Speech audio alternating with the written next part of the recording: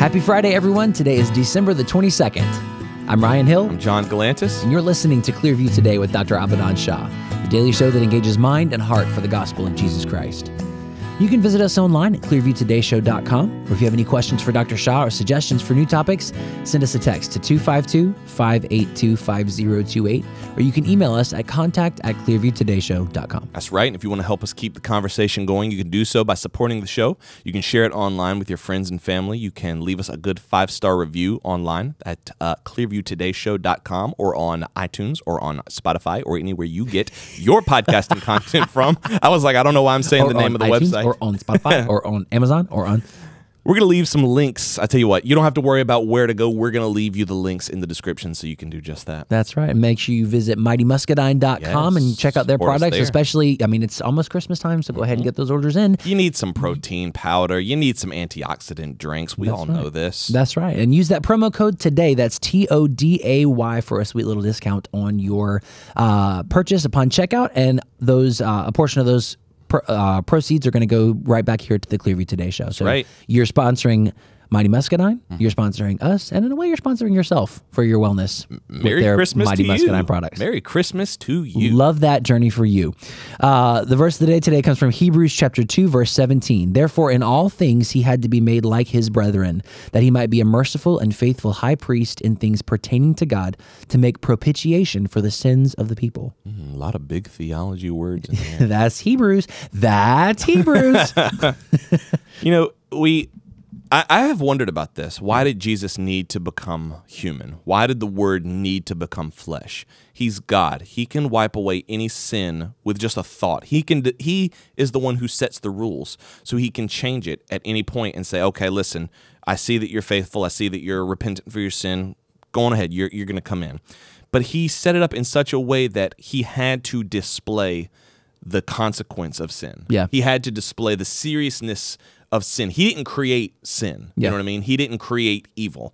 So for us to brush it aside and be callous and be like, you're God, you're greater than evil, true, but it has to be shown the weight and the magnitude of its power. Yeah. And only through sacrificing my son as a human being can that be done. I've heard Dr. Shah explain it this way before, but holiness is not just goodness and light. That's right. Holiness aggressively pursues and eradicates sin, which is why you have examples in the Old Testament of people being consumed by the fire of God, by the holiness of God, because it will aggressively eradicate sin. So for God to not punish sin, for God to just be like, well, you're forgiven, that would make him not God in that moment. He would undeify himself. That's right. If he were not to punish sin, which is the difference in that word propitiation. There's another word, expiation, which means that God just wipes the consequences of sin, which is not true. That's not what he did. Christ became the propitiation for our sins, which means the punishment for our sins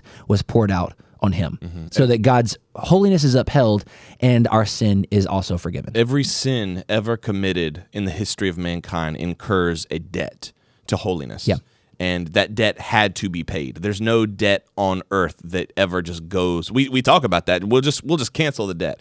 It never, ever, ever works like that. Someone's got to pay it. That's right. And Christ did, thank God. And that's why we're celebrating Christmas this year and every single year. This weekend. Yes, this weekend. Today's the 22nd. That means Christmas is in 1, 2, 3 days, dude. Mark your calendars. It's coming. Yes, it is. It's coming for you. Had someone write into the show a worship question. This is something that I thought was really cool. Grant R. wants to know, for church worship, how do you know whether to do Christmas hymns or secular Christmas worship? You got your North Points, your Elevations, your Hill songs. They're all writing Christmas songs. Sure. But how do you know whether to do those that people really don't know and you're like trying to force the, not force, but you're trying to introduce new Christmas songs to a new generation, or just stick with the ones that people know and love? Yeah. What do you do? That's a good question. I mean, what do you do? I stick with the ones people know and love. I used to do both. I used to mix and match. Now it's very rare. The thing is, it's Christmas time. People want to sing what they know, and they only get to do it once a year. Yeah. So it's not that we often say that, not just us at Clearview, but most people say hymns are good. We just don't want people to become dependent on them. Yeah. And so if that's true, I'm all on board with that mindset, because I don't want our people to be like, hey, we're only going to sing hymns, and that's the only thing we like. So we do hymns when they fit the worship service. That being said, Christmas carols, they only get to do them once a year. Yeah. So to then water in all of these new Christmas songs with, I mean, and there's a good chance that some people will fall in love with them, but we know that they love these Christmas hymns. Right. And they're great songs in their own rights. I was talking to some of the worship team. I can't think of a single person, like a single worship leader or worship pastor out there listening to this who genuinely doesn't like hymns. Most people like them. Yeah. It's just that you have to use them carefully, because if not, you'll be doing them every single Sunday. Right, exactly. Well, I think I appreciate your answer, and I think that points to a larger mindset shift, is that know your context.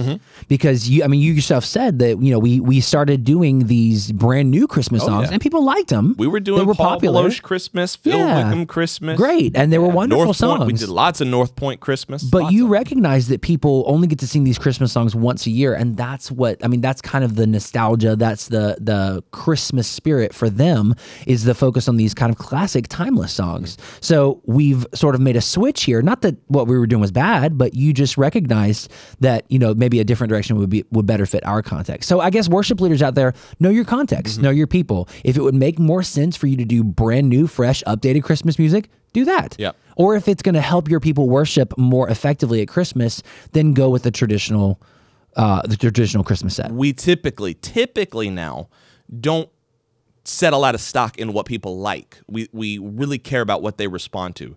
And at Christmas, they really, really respond to those hymns. So even now, when we do the Lincoln Brewster Angels We've Heard on High, it's got a great swing to it, right? Angels we have heard on high. Yeah, real big swing. We did that last year. People responded to it a little bit more, but this year, as we've just been doing it as a straight carol, people have really responded to it. So it's like, okay, this is what I like, but this is what the congregation is responding to. Right. Now the choice is yours. Yeah. What's your favorite Christmas carol? Oh man, favorite Christmas carol. I really like Silent Night. Yeah, it's a good one. I really like Oh Come All You Faithful. Yeah, I think that's my favorite as well. And I really love Hark the Herald. Hark the Herald Angels Sing is that's a good. good one. I think if I didn't choose Oh Come All You Faithful is so malleable. It can be whatever. And a lot of these songs can be whatever. You can do them slow, you can do them fast, you can do them medium, you can do them acoustic, you can do them full band.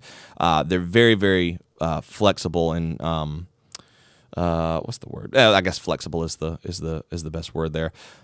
Oh come Emmanuel. That's a good one. That is a good one. Yeah. That's a really good one. I feel like that one was not popular growing up, but here lately, Lincoln Brewster again did a really great version of that one.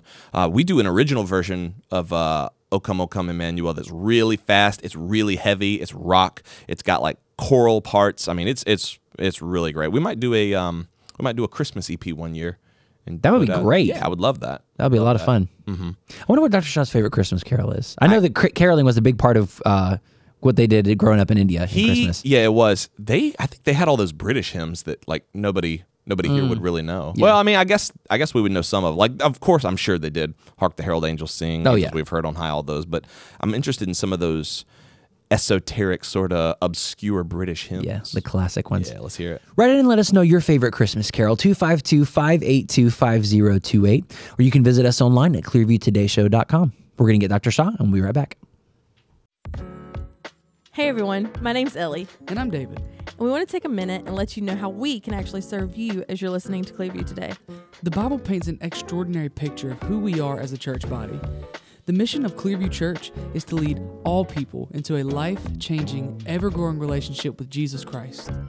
A huge part of leading people is praying for them. A big reason that Christians have unanswered prayers in their life is because they're not praying. 1 John 5:15 says, "And if we know that he hears us, whatever we ask, we know that we have the petitions that we have asked of him." If you're listening to the Clearview Today show, we want to know how we can pray for you as well. There's a number of ways that you can get in touch with us at Clearview and share your prayer request, but the best way is by texting us at 252-582-5028. You can also send us an email at prayer@clearviewbc.org, or you can download the Clearview app on iTunes or Google Play. On that app, there's a dedicated prayer wall that helps us to get to know what's going on in your life, how we can pray for you, and how we can take any necessary steps to get you moving in the right direction. Thanks for listening. Now let's get back to the show.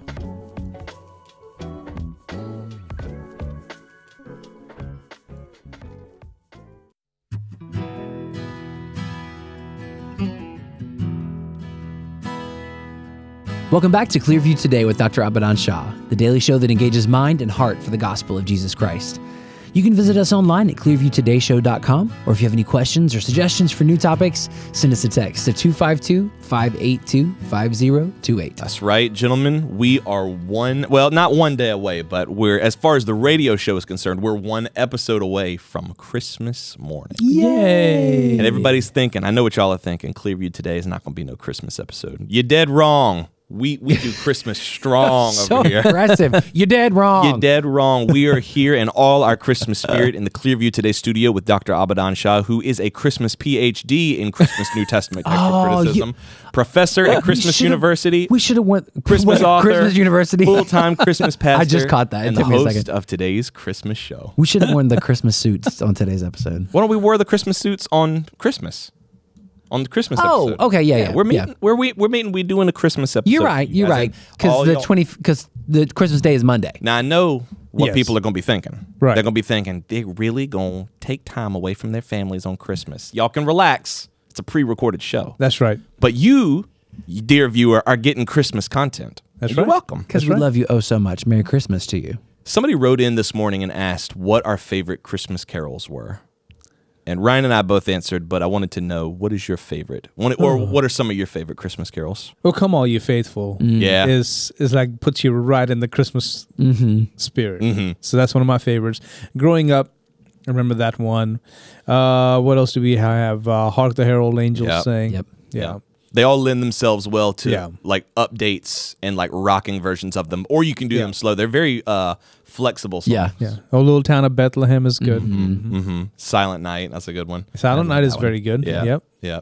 It's funny because like there's never any new Christmas carols. You're always finding new creative ways. That's true. I think carols themselves are like time bound. I mean, you have Yeah. new Christmas songs that come out. That's right. Certainly, but I don't know that I would classify them as a carol. like per se. nobody is going to out Christmas caroling and doing like Elevation Worship or like North Point Christmas. Like you're always going to go back to those classic That's right. Christmas carols. Yeah. And like it's one of those things that you end up wanting to write Christmas songs for your church. And yet at the same time everybody wants "Oh Come All You That's Faithful." right. Carols. That's right. They love That's them. right. They love them. Did y'all sing carols when you were growing up? We did, and but we also had Indian Christmas carol songs. Ooh. Yes, they were really, really good. But they're different beat, different melody. But the lyrics are just very similar to what we have today. Were they in like Hindi and Marathi? Oh and yeah, those Hindi. languages?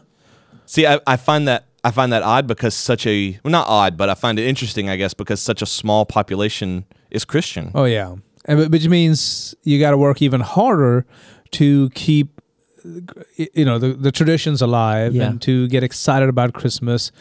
And so people write songs, Wow. and they are time bound. So there are songs that I can tell they were written back in the 50s.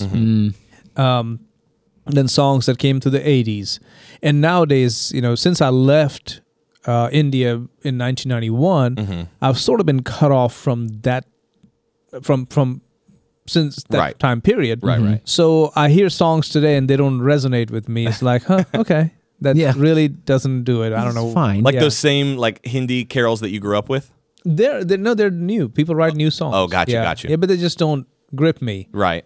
But then again, they grip other people Yeah. True. who are growing up and living in that culture. What was it like growing up in India? What was Christmas like over there? Did you have some of the same traditions that we have, or was it different mostly? Some things are very similar, like food. About 3 weeks out, Mom and Grandma would start cooking, and they cook all kinds of sweets and all kinds of snacks.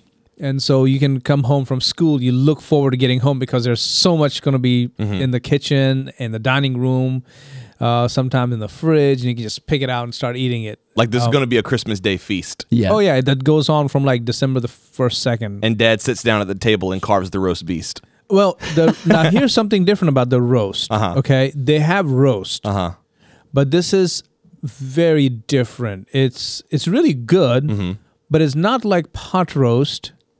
It's drier than that, and it's not like you sit down to have a meal with roast, but you offer roast on a platter. When people come to visit you, you have roast. And it is just so good. Is it like a finger food roast, like a little appetizer, like a little snack? It's like finger food, except it's bigger chunks. Okay. So you just eat them. And people love it, especially in our home. We used to cook roast, and grandma, and it takes several days to cook it and get it right with the right texture and with the right taste and all of that. And it's not like it's spicy or anything like that. No, it's just a roast. But it's really, really good. And I miss that taste. I haven't had it in, 30 years, because every time we have gone to visit family, it was not in Christmas time. Wow. I think you have I a miss really all those. That's really, really awesome. And I think you have a very unique perspective, or a very unique position, in that you grew up in a country where 99.9% of the population don't celebrate Christmas at all. Right. And so I think people would assume that that it wasn't until you came to America that you started to really enjoy or learn about Christmas. But it wasn't that way, because your dad, you were raised in a Christian home. Right. Albeit it wasn't all around and commercialized like it is here. Right. It's not commercialized like it is here, but I went to a Catholic school. So we would have everything decorated during Christmas time. So streamers everywhere, balloons everywhere, Santa Claus posters everywhere, Christmas tree. We would have a Christmas tree, except it's not a Christmas tree like we have them here. But it was a tree that got Was decorated. it like a palm tree? No, not a palm tree. We didn't have palm trees where I grew up, except in our own house, in our own yard. In your yard? Yeah, that's Your the dad's only garden. palm tree. Now, maybe they have it somewhere else in town now, but growing up, our home was the only place you could find palm trees. Did you decorate the palm trees at the house? No, not the palm trees. Okay. Palm trees get really tall, True. so you can't really decorate them. They were coconut trees. Okay. But we did have the Ashoka tree.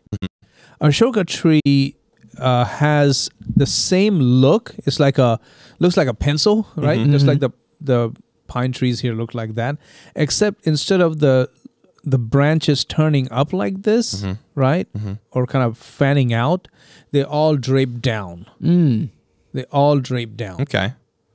They just kind of like go straight down, Right, Like a person's hair. Right, they all drape down, and it's at an angle, like a triangle, but it's like almost like a pencil is what it looks like. Okay. And we can Google it, and you'll see Ashoka tree. Yeah, I'm gonna Google it. And we would put lights around it and all that stuff, and put streamers on the tree. It's like out in the garden. Yes, I see what you're saying. Yeah. Kind of like that. That's one of the ones that fans out. So find one that doesn't fan out. like that They're right there? different Narrow. kind.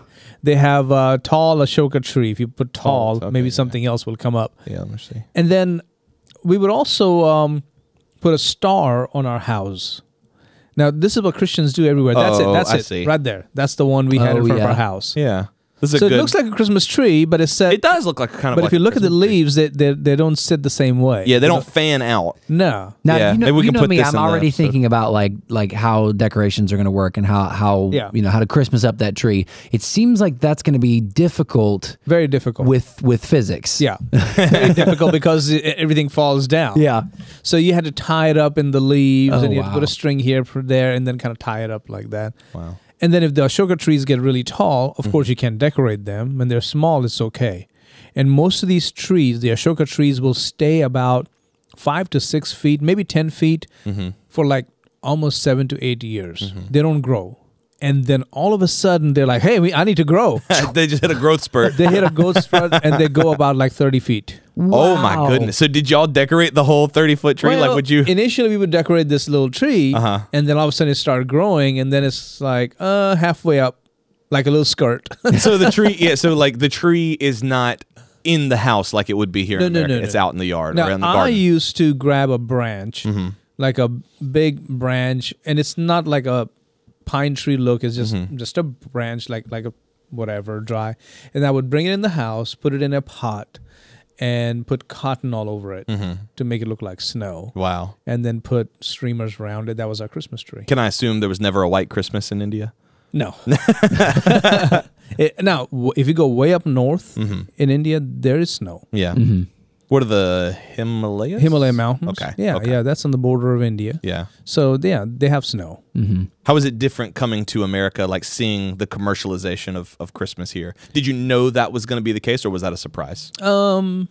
little bit of a surprise, but I had seen enough movies and heard enough Christmas songs. I knew all the Christmas carols. I knew all. I mean, I had Jim Reeves' Christmas. Yeah. I used to listen to that. Yeah. So I was very aware of it. You kind of knew coming over what it would look like. What it would look like. I can imagine like sitting in the house in India, like it's Christmas Day, but it's still warm. You've got the Ashoka tree out front. Everybody's kind of doing it, but then you see like what's on television in America, all like it's like Christmas cranked up to like 11. Oh, you know what I mean? Yeah. There's like Santa Claus in every shop window, ribbon wreaths all down the city streets. I don't mind it. Yeah. But that my perspective is different. People here talk about commercialization of Christmas and all that. How many messages have you heard from me So on many. Oh, from you. No. On commercialization of Christmas? You don't, because I don't think that's the way it should be. Yeah. I think it's great that people actually are putting Merry Christmas on their windows. I don't care for the Happy Holidays. Right. I think let's just say Merry Christmas. I think it's great to have Santa Claus. I think it's great to have Christmas trees. I think it's great to have a nativity scene. I think all those things are wonderful. Yeah. Yeah. It just signifies that we are a Christian culture. That's right. Of course, I get it. That takes away from the main reason. So how about Christians and churches and pastors bring that back to the forefront of people's mind? That's true. That's up to us. Why not? I mean, it's so funny to me that people are almost apologetic of Christmas time. It's almost like Merry Christmas. Oh, I didn't mean to offend you. I didn't mean to. You know, Or happy Hanukkah. Yeah, yeah. Well, I mean, why not be proud of what it is that we're celebrating as Christians, especially? Right. I mean, it's one thing if you don't believe that Jesus is God's son and that He came and was born in a manger, but if you do believe that, this ought to be your time. This ought to be your moment. That's kind of what I was meaning earlier, is that you and your family celebrated Christmas not only in a culture that was ambivalent towards it, like whatever, you silly Christians, do what you want, but it got to a place where it was like, this really is not going to fly here. Right. But the culture over time became increasingly hostile towards Christians where you were growing up. Well, not necessarily during Christmas time or anything like that. Right. And I don't think it became increasingly hostile when I was growing up. There were times of hostility. Right. But we as Christians were very strong and very courageous, and we stood up for ourselves, and we were not going to be ashamed. We're not going to close our windows when we sing songs. We're not going to hide our baptistries. Our baptistry at church is outside in the churchyard, where everybody can see what that looks like to be baptized. So we did things out front. In the open. Yeah, no fear there. Yeah, there were times of hostilities, and I've shared some of that, how our power, our electricity was cut, and things like that. How once in a while there would be a rock thrown through our church window. But, I mean, there was one time this one guy jumped over our church fence and came inside and was going to steal or whatever, and my dad and my brother caught him and took him to the police station, grabbed him, took him in. So we're not scared people. Right. So we're very bold in that way. You don't come against us. Yeah, yeah. And I wasn't thinking or putting in that you guys were afraid. To the contrary. But now I think it's become more hostile towards Christians in certain parts of India. Right. It's not where it used to be. So you're 100% right, but not when I was growing up as much as it is today. Yeah, that's a different point. Yeah, you're right about that. Well, yeah, that's the thing, is that to celebrate Christmas, and even the Christians who are still there, to be able to celebrate Christmas and to do so boldly without that fear of persecution. Because we do it here, and I even said that from the pulpit, we can do it without fear of persecution or ridicule or whatever, but it's not as much of a reality for us as it was, or as it still is, I guess, for people overseas, Christians overseas. And it becomes even more important, imperative that Christians build relationships. Like, for example, on 23rd, 24th, we would have Christmas carols. Nowadays, I think they're doing it all in the evening. I think everything is changing over there as well. Growing up, now you're going back 30 years, in the 80s, and 70s, and 60s, Christmas carols was on the night before Christmas, starting at about 8 o'clock, or maybe even a little earlier, 6 o'clock, and goes all the way to 3, 4 o'clock in the morning. Wow. And you're going from house to house. Every person in the church we're gonna go by their home. If we don't go by their home, they get upset. That's what I was about to bring up, because I know you said that in the past. Like here, it's like, oh man, I would be so annoyed if the Christmas carolers woke me up at like 1 a.m. But over there, if it's you better come. Don't. If you don't, then it'll be trouble. Yeah, they're gonna fuss at with my dad, and my dad is gonna fuss at whoever was leading the team. So we would have 3 teams out. At one time. We would have 3 to 4 teams out. One was from the English service. Then we had the Hindi service, and Hindi service were more people. So we had like several teams who were out that night. And once in a while, you would kind of pass each other on the road. Where y'all going? We're headed this way. Okay, all right, we'll see you in the morning. Yeah, like passing. So that would go on. But when we would go in neighborhoods, because those families were not just Christian families living there, they were pretty known, or they had good relationships with their neighbors, friendships. So the neighbors were like, oh yeah, this is their Natal. Natal is Christmas. Oh, that's what they do. And there was once in a while they'll even come look from the windows and watch us. And sometimes some of those neighbors would even call us and say, can you come sing for us too? And we would go there and sing. And they would say thank you, and they would, bring whatever they had, because they don't have any sweets. Right. So they would bring whatever. Would you like some tea? And we're like, no, that's okay. Try to give us some money, and we're like, no, it's okay, but we'll drop it in the offering if you want to. So that's how it worked. And then Christmas morning, I mean, you go home about 6 o'clock in the morning. Some people take a quick nap. And then by 9 o'clock, you're back at church. And even if church service is not, even if Christmas doesn't fall on Sunday, Christmas morning, there's church service. I think that's one of the things. Yes. I think that's one of the things that we in the West have such a hard time wrapping our minds around. But and we went through this last year where Christmas fell on Sunday.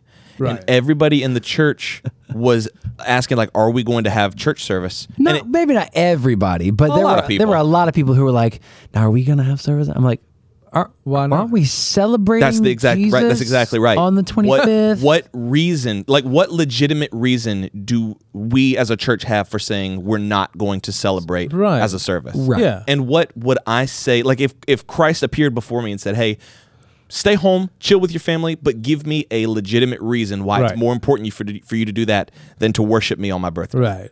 Isn't that crazy? Yeah, and then we're like, what would I say? Unwrap my presents, though. It's no secret. Absolutely, everybody wants to stay home, have a morning with their family. That we all want that, right? But can I legitimately look Christ in the face and say, I'd rather do that than worship you on your birthday with your church? But it should be a joy to go and celebrate with everybody. It should be. That's right. Here's the thing. I believe in many of the Eastern side of things have become ritualistic. I get it. You watch some of those things that go on in some of these Orthodox churches overseas. It's very ritualistic, very devoid of relationship with Christ. I'm not saying every person, but that's how my perception is. I've been to Bethlehem, I've been to Greece, and I've been to Turkey, and been to some of those churches, and I'm like, gosh, they have lost it somewhere. Having said that, there's a very high regard for how we meet and how this is a must. What do you mean? No, this needs to be done. This is done. I think we need that back. I agree. Yeah. I agree, because you growing up in the circumstances you did placed very high value on Christianity and on the Bible and on the church. Yeah.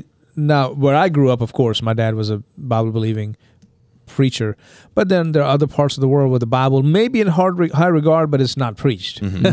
Just trust the priest as he walks you through the motions. Yeah. But I think it's so encouraging to hear about that, because here in the West, I think it really showcases, at least it did for me last year, it really showcased for me why, or it really showcased how unspeakable it is for some people to get up, like to be like, hey, we're going to get up on Christmas and go to church. For some people, maybe not even here, but just all across America, that's like unspeakable. And it shows where their value is. Yeah, that's true. But other than if you come from those traditions, and it's like, Of course, it's Christmas Day. You go to church. Right. Yeah. Right. Whether it's Sunday or Saturday or Tuesday or Wednesday, you go to church. This is Christmas. And those same people who are saying, let's remember that Jesus is the reason for the season, are some of the same people who will not get up and take their family to church on Christmas morning. Yeah, if you're setting up a nativity, if you are, Merry Christmas, Christmas, if you're out here celebrating Christmas. That's right. But let's stay home on Sunday. No, come on. Yeah. Bring your family to church and worship with them. Yeah. Oh, how special is it when Christmas falls on a Sunday? We get to worship together. Last year was one of the greatest Christmases ever. We did the math and we said this will not happen again for 13 years. Yeah. Their Christmas falls on a Sunday. And I was like, at this point, we have a responsibility to do. Yeah. And I think it was one of the best Christmases we've ever had. Yeah. We didn't cancel a single service. No. We didn't consolidate. We just we just keep it as it is. We did a normal And we had service. some people who were, who say, are you going to consolidate? Are you going to put them together? And we said, why? Yeah. Well, I was just wondering, because I said, now you don't have to come. Right. Yeah. We're not You going don't have to. If you in good conscience can sit at home and look Christ in the face and say, it's more important for me to be here with my family than it is at church. Yeah. By all means. I wouldn't want to have that conversation. No, not at all. And I think I'm so glad that we did it because we started thinking about it. I was like, we're not only is it, hey, don't worry, we won't have to worry about this for 13 years, but we won't get to do this again for 13 years. So Christmas growing up was fun, exciting, and it still is. And I married a woman who loves Christmas. That's true. It's sort of match made in heaven. Yeah. Did you bring any of those Christmas traditions to America with you? Like, did you and your family bring any of that stuff? I'm trying to think. Just how we treat Christmas here at Clearview. Unlike other places where they're like, clear the calendar, Christmas is here. Clear the calendar. We don't want to. Here is sort of the opposite, which is like there's a Christmas play. We have a gospel Bluegrass night of Christmas. Then we have Christmas Eve services, Christmas caroling, Christmas caroling. Yeah, it's a Christmas outreach event. Christmas outreach event. Yeah, the toy chest. Toy chest is here. Yeah. And then we have Illuminate Youth, Christmas which party. I'm sure a lot of other places have their youth Christmas parties, but we have that. That's right. At New Year's we have you have a lock-in coming up. Yep. So we are in a sense doing a lot what we did in our home church. I love it. Instead of clearing the schedule and making it as dull, dry. It's sad to me to drive by a church during Christmas time. I'm not saying on Christmas Day, but Christmas time, and just seeing all the lights off, nobody in the parking lot, and the poor old church just sits there on the corner. And that's Jesus' house empty on his own birthday. Yeah. But we're all home, and you go by homes and houses and trailers, 15 cars parked, and I'm like, wow. Picking the ham out of their teeth, Yeah. sucking all the fat off their Shift those fingers. priorities. And before right. you send me a letter about how Jesus is not in the church, I get it. We understand what you mean. We are the temple of the Holy Spirit. That's right. Christ lives in us. I get it. But to gather together, that's important. That's beautiful. That's right. Especially on Christmas. Yeah. That's right. If you guys enjoyed today's episode, or if you have any questions or suggestions for new topics, maybe today helped you clarify some Christmas traditions of your own and helped you see the importance of worshiping together on Christmas. Write in and let us know, 252-582-5028, or you can visit us online at clearviewtodayshow.com. Don't forget you can partner with us financially on that same website. Scroll to the bottom and click that Donate Now button. And don't forget to visit mightymuscadine.com. Any checkout that you make with that promo code today, TODAY, you get a discount off, and 10% of that goes to support us here at the Clearview Today Show. Thank you to Mighty Muscadine for sponsoring this episode. That's right. What a wonderful Christmas present. We love you guys. We'll see you on Christmas Day. On Christmas Day On Clearview Today.